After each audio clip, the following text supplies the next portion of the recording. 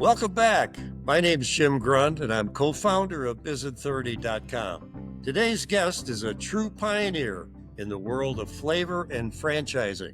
Mr. Stan Teschke is the former owner of the iconic group of full-service Mexican restaurants in Australia.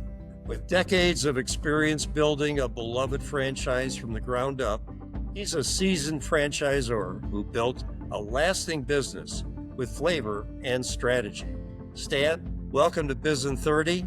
I'm Jim Casper, the other co-founder of Bizin30.com, and through smart franchising and a passion for great food, Stan built a business of over 30 full-service Mexican restaurants, which brought tacos, enchiladas, and those huge, delicious margaritas into the Australian mainstream.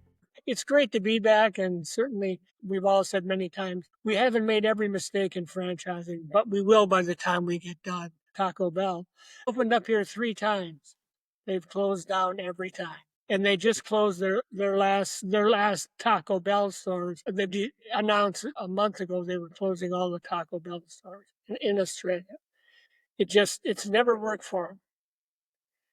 Stan, it's great seeing you again, too. Thank you. I wanted to lead off, Stan, with a question. The franchisees that you ended up signing, in your opinion, Stan, what was the reason most of your franchisees chose Taco Bell over another franchise opportunity? You know, Jim, I've contemplated that, why we were so big. When we first started, we talked about it the last time I was on with you. We had a fire, we didn't have fire insurance, we had this, we had that. And then we finally got open. And for years I thought, you know, I'm really smart. I really got my stuff together, because these people, I said to you before, we had one in the city. That was the first one.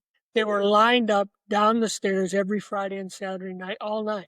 And I said, why doesn't someone else do this? I just don't get it. And then they had a lack of teachers, so they brought out 25,000 U.S. teachers for 2 years and didn't charge them tax and flew them out here. And guess who had the only Mexican restaurant in town? So we didn't have to advertise. We didn't even have a sign out in front. The thing about it that it dawned on me, and it really just recently, was the fact that what do you need to make tacos? Meat, tomatoes, lettuce, cheese. But the one thing you have to have, Jimmy, is tortillas.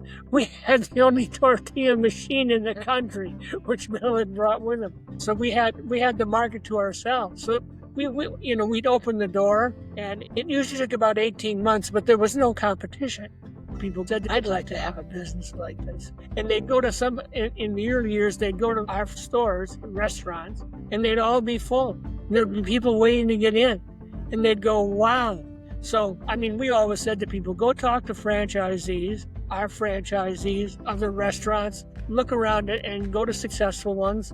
We used to say to them, we'll let you work here for a week if you want, but we'd recommend you go out and work in a restaurant to see if this is really what you want to do.